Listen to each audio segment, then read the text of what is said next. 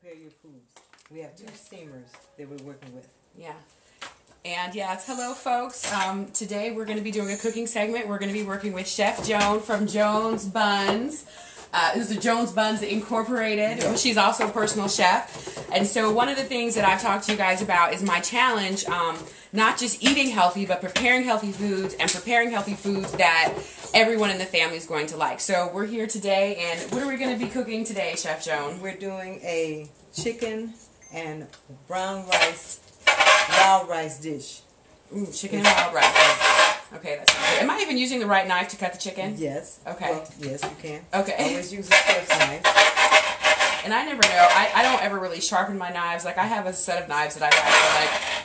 I want to say since I was like a freshman in college, and I don't think I ever have sharpened them, and I wonder why it's so difficult. Yes, because those knives are very dangerous. Yeah, for me to cook. No. Okay, and I see you've already sliced up some chicken here. We've sliced the chicken into kind of strips. Right. And so I'm just mimicking that kind of thin strips, about yay thick. Yes. Okay. And we're going to cut those into like cubes. Oh, okay, so I can cut them even smaller? Yes, you can. Okay. I'm glad I'm doing this now. I definitely need a manicure because I'm looking at this right now like, ooh wee, something has to be done about this. Okay, so talk to us a little bit kind of beforehand about how we're going to be preparing the chicken and the benefits of the way that you're going to be preparing it. Well, today we're using a steamer. That means we're not using any fat at all. Okay. So that's the healthiest way. If you're trying to watch your fat intake, your calorie intake, you want to make sure you use steam. Okay. Or you can poach. Okay. And what is poaching? Is that poaching is where you use your hot water and you will put your chicken into it and let it boil. Oh, okay. So and with the steamer, your food is actually separate. The steam is coming up from under, and cooking the food that way. Right. Okay. You have to worry about it drying out. Okay. Yes. All right. And poaching is a good way too because it doesn't dry out as well. Okay. And the best way to poach your chicken is to use a chicken broth. Okay.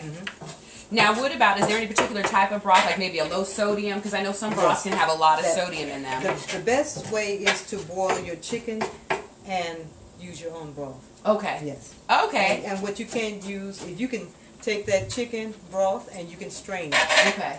And get all the heebie-jeebies, all the fat pieces out. Because I know, like, when a lot of times I'll put my chicken in a crock pot if I just know, I don't know how I want to cook the chicken, I just need it cooked and take care of it when I get home. I put the chicken in the crock pot. So you're saying I can save that extra, just strain it and use that. What you can do is you take a mirepoix, and that's your onions and your celery and your peppers, and you put that in the onion, celery, and carrots. Okay. And you put that in the water, and you boil your chicken. Onion, celery, carrots, put that in the water, boil the chicken. That's your mirepoix.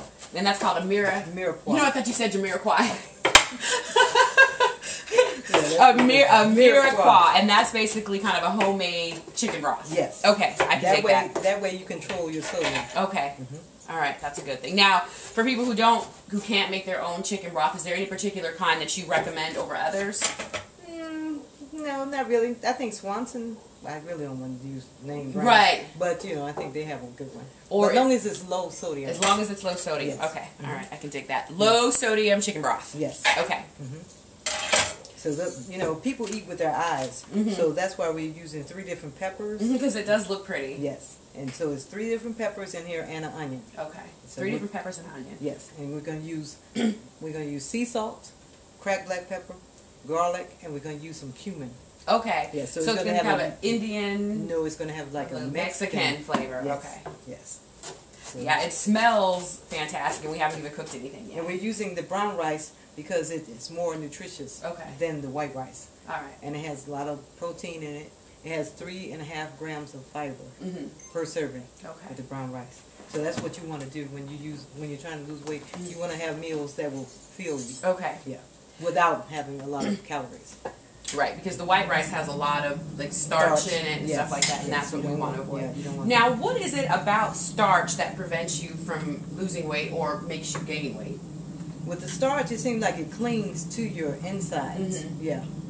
And you know, that's kind of interesting you say that, because when we were talking with Sabrina, the personal trainer, she was saying that like one of the pivotal things about losing weight is to be able to expel. Right. So it seems like the starches actually keep you from being able to they cling to expel. Like say like with your colon, it would cling to the inside of your colon. That's where the colon cancer comes from.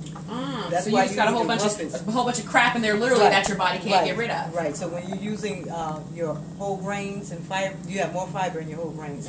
So when they go through your colon, it kind of like a scrub pad. It just scrubs it, pulls it on out. Okay, is that what makes corn good for you? Does corn help clean you out? Because corn you can't digest. No, not corn. Okay, no. I was just curious. No, it's not good. I wouldn't use that.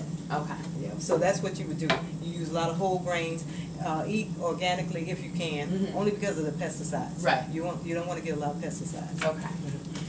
All right, so the key here with the food is eat food that will fill you up, but not literally stay in you. Right. You want them to go in and come right on out. And come right out. Okay. Yes. All right, that makes perfect sense. So now we're ready to put our chicken in. Okay. Just stick it in the steamer. Yeah, just put it in the steamer. Interesting. And I think I bought this steamer at an Asian food store for, I want to say, I think like $17. It was less than $25. I remember that. I bought it several years ago, and I've just now started using it. And this is what I use. This is what you call a bamboo steamer. Now with this, it has 3 levels, the same as yours. And when you're preparing your food, whatever needs to cook the longest goes on the bottom level. Okay. Yes. The closest to the heat. Right. Okay. Okay, and whatever needs the least, we'll put on the top. Okay, great. All right, let me turn my alarm on my phone. And actually, this is since we're talking about food, one of my things is I try to eat 5 times a day, so I set my alarm on my phone for every 3 hours. So that's what this annoying sound is. It's my phone telling me, Heather, you need to eat. So that's just another good tip that you can utilize. Utilize the alarm clock on your phone. If you're not used to eating several times a day, this is a really good way to remind yourself. And it doesn't cost anything extra. If you already have a cell phone, then you have an alarm on it. Okay.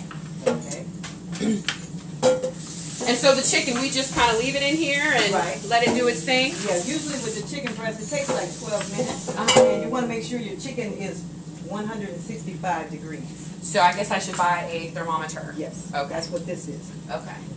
And this one, not only does it give you, when you turn it on, the temperatures of the food, but on here, it tells you about all the different meats. Oh, okay. And what temperature it should be at. Okay. Here you got your beef, your veal, your lamb, your pork, and your poultry, and your fish.